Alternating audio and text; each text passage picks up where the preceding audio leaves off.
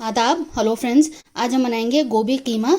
सर्दियों में जो गोभी आती है उसमें बहुत जायका होता है और कीमे के साथ उसका कॉम्बिनेशन बहुत अच्छा रहता है। तो आप इसको मटन में बना सकते हैं, इसको चिकन में भी बना सकते हैं। तो इसको मैं चिकन के कीमे के साथ बना के दिखा रही हूँ। और आगे बढ़ने से पहले मैं आपसे रिक्वेस्ट करूंगी, अगर आप मेरे चैनल पर नए आए हैं, आप मेरे चैनल को सब्सक्राइब कर सकते हैं। आपको वेज नॉन वेज हर तरह की रेसिपीज़ मिलेंगी, बिहार की खास रेसिपीज़, दिल्ली की खास रेसिपीज़। तो आप मेरे चैनल को ज़रूर विजिट करिएगा, उन रेसिपीज़ को ट्राई ज़रूर करिएगा।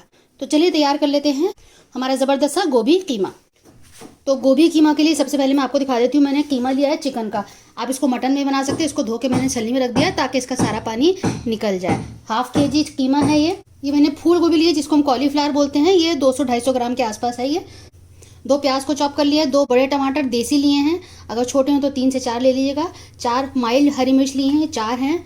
जो मसाले हम यूज़ करेंगे, 1 टेबलस्पून फुल मैंने धनिया पाउडर, 1/3 टीस्पून हल्दी है, 1.5 टीस्पून लाल मिर्च है, गरम मसाला 1 टीस्पून है, भुना हुआ जीरा 1 टीस्पून है और नमक मैंने 1/4 चम्मच लिया है। 7-8 मैंने लौंग लिए हैं, 1 बड़ी इलायची है, 2 हरी इलायची हम यूज़ करेंगे, 1 टीस्पून जीरा है, लहसुन अदरक का पेस्ट है, 1 टीस्पून लहसुन का पेस्ट है और हाफ टीस्पून अदरक का पेस्ट है। तो उसको हम कुकर में बनाएंगे, फटाफट वाली रेसिपी है ये।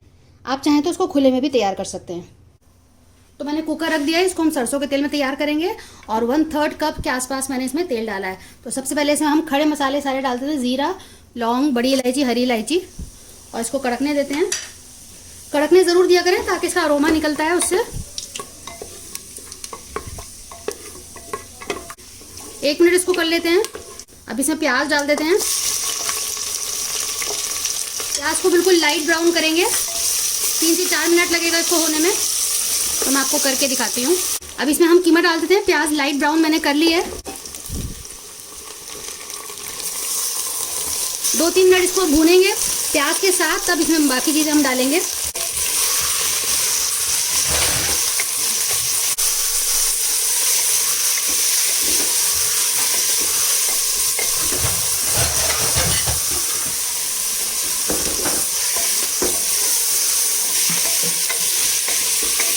तो 2 से 3 मिनट इसको छोड़ देते हैं, इसको भुन जाने देते हैं, इसकी जो एक महक है वो निकल जाए।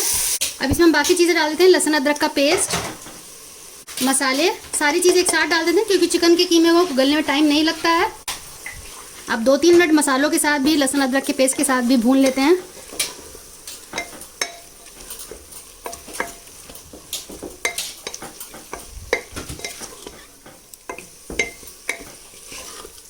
दो 3 मिनट छोड़ देते हैं इसको।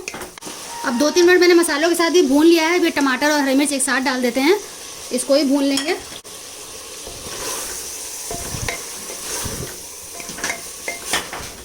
इसको तब तक भूनेंगे कि टमाटर हमारे सॉफ्ट ना हो जाएं।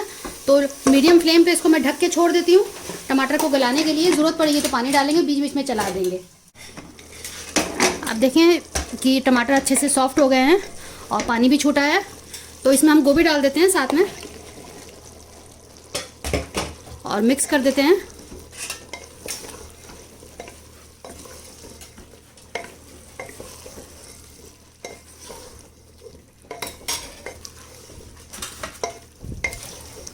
अच्छे से मिक्स कर दिया है।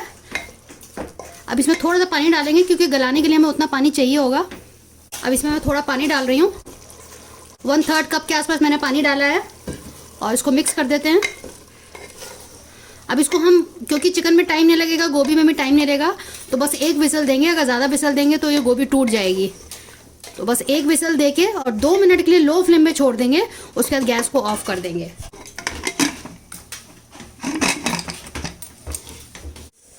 कुकर अब खोल के देख लेते हैं। 2 मिनट मैंने लो फ्लेम पे छोड़ दिया था और आप देखें बिल्कुल तैयार है। इसमें कुछ भी करने की ज़रूरत नहीं है। आप चाहें तो गोभी को तोड़ दें या ऐसे ही रहने दें। मैं इसको ऐसे ही रहने दूंगी और थोड़ा सा ये ढीला रखेंगे, इतना हमें ज़रूरत है ढीला होने की। अगर आप चाहें तो इसको ड्राई कर सकते हैं। इसको मैं ऐसे ही छोड़ूंगी। अब इसमें मैं बाकी चीज़ें ऐड कर देती हूँ। अब आखिर में मैं कसूरी मेथी डाल रही हूँ। इसको क्रश करके आप डाल दीजिएगा। अगर सौगी हो तो आप उसको थोड़ा सा भून लीजिएगा नॉन स्टिक पे और फिर इसको डाल दीजिएगा।